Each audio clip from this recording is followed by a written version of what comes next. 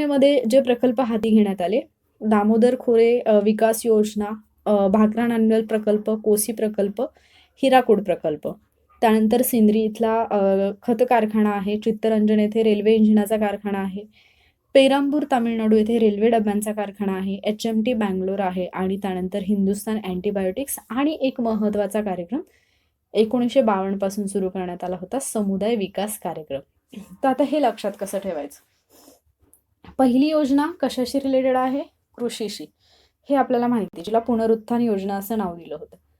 मुख्य भर कृषी क्षेत्रावरती, सर्वाधिक खर्च कृषी क्षेत्रावरती. सगळ्यात पहिल्यांदा आपल्याला आवश्यकता कशाची पडते? म्हणजे इन जनरल आपण जगताना आपण सगळं जे काही करतो ते कशासाठी करतो? पोटासाठी करतो. मग जे काही अन्न मिळतं ते कुठून मिळतं आपल्याला? कृषीमधून मिळतं, शेतामधून मिळतं.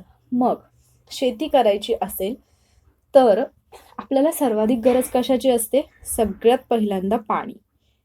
या पाण्यासाठी आपण काय केलं?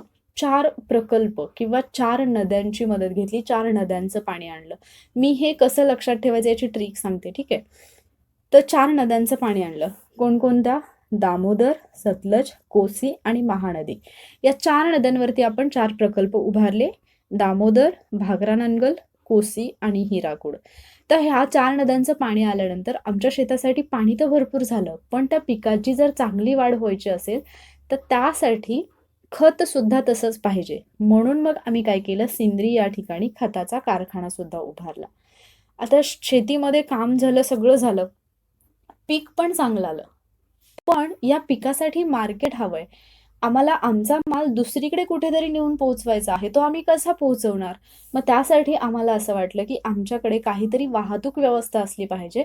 म्हणून आम्ही चित्तरंजनला सांगितलं की तू आता रेल्वेचे इंजिन बनवायला सुरुवात कर. कोणाला सांगितलं? चित्तरंजनला सांगितलं, रेल्वेचे इंजिन तू बनवायला सुरुवात कर. त्याने इंजिन बनवायला सुरुवात केली. इंजिन तर तयार झालं, पण फक्त इंजिन असून काय होणार? आम्हाला तर आमचा माल एका ठिकाणावरून दुसऱ्या ठिकाणी न्यायचा असेल तर आम्हाला रेल्वेच्या डब्यांची पण गरज आहे.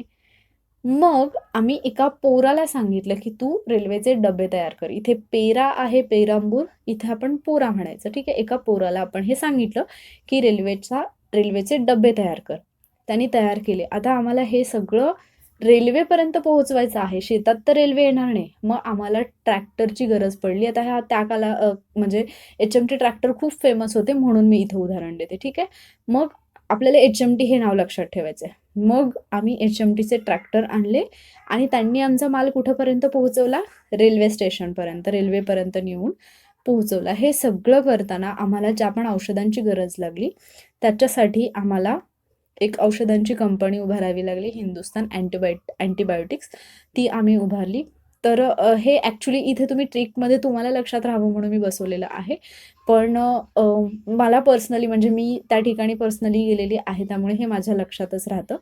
आणि या सगळ्या गोष्टी करण्यासाठी आम्हाला ज्यांची मदत झाली त्या समुदायाचा आम्हाला विकास करायचा होता. त्याच्यासाठी आम्ही एक कार्यक्रम सुरू केला, समुदाय विकास कार्यक्रम.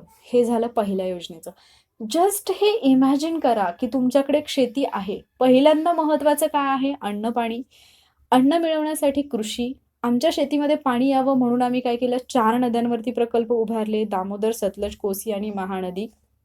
हे 4 प्रकल्प कोणते होते? दामोदर खोरे, भाकरा नांगल, कोसी आणि हिराकूड. या 4 नद्यांचं पाणी आणल्यानंतर आमच्या शेतीसाठी खताची गरज होती, म्हणून आम्ही सिंद्रीला खत कारखाना उभारला.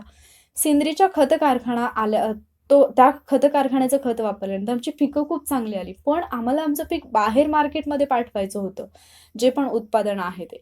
मग त्यासाठी आम्ही काय केलं? चित्तरंजनला सांगितलं वाहतूक व्यवस्था करायची, तू जा आणि रेल्वेचं इंजिन तयार कर. त्यांनी इंजिन तयार केलं, पण डब्यांचं काय? आम्ही माल नेणार कसा? म्हणून मग आम्ही एका पोराला सांगितलं की तू रेल्वेचे डबे तयार कर. पण रेल्वे तर आमच्या शेतापर्यंत येणार नाही, म्हणून आम्ही HMTचे ट्रॅक्टर मागवले, ज्यांनी आमचा माल तिथंपर्यंत पोहोचवला. आणि हे सगळं करताना आमच्या तब्येतीची काळजी घेण्यासाठी आम्हाला हिंदुस्थान अँटीबायोटिक्सची मदत झाली किंवा गरज पडली. आणि ह्या सर्व समुदायाने जे काही काम केलेलं आहे त्यांच्या विकासासाठी परत आम्ही 1952 मध्येच एक कार्यक्रम तयार केला, ठीक आहे. साधं सोपं आहे, फक्त ट्रिक लक्षात ठेवायची. विषय तिथेच संपतो. इकॉनॉमिक्स असू देत किंवा कोणताही विषय असू देत, मी नेहमी सांगते की तज्ज्ञ बनायला जायचं नाही. ठीक आहे, मला एखाद्याने विचारलं की चला मला मग सिंद्रीच्या खत कारखान्याबद्दल डिटेलमध्ये माहिती सांगा. किंवा कोसी प्रकल्पाबद्दल मला नाही माहिती. मला फक्त एवढं माहिती आहे, की तो पहिल्या पंचवार्षिक योजनेमध्ये तयार करण्यात आला. कोसी नदीवरती आहे बिहारमध्ये. माझ्या एक्झामसाठी तेवढंच इम्पॉर्टंट आहे. ॲटलीस्ट सध्याच्या स्टेजला तरी.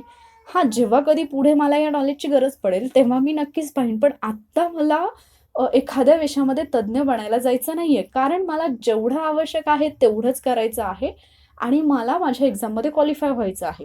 नको ते सगळं जर आपण म्हणजे आपल्या फोनचं स्टोरेज जर फुल झालं, तर आपला फोन पण व्यवस्थित काम नाही करत. मग आपला ब्रेन कसं काम करेल? जेवढं आवश्यक आहे तेवढंच मला ठेवायचं आहे. जे पण जंक आहे ते मला क्लीन अप करून टाकायचं. ठीक आहे?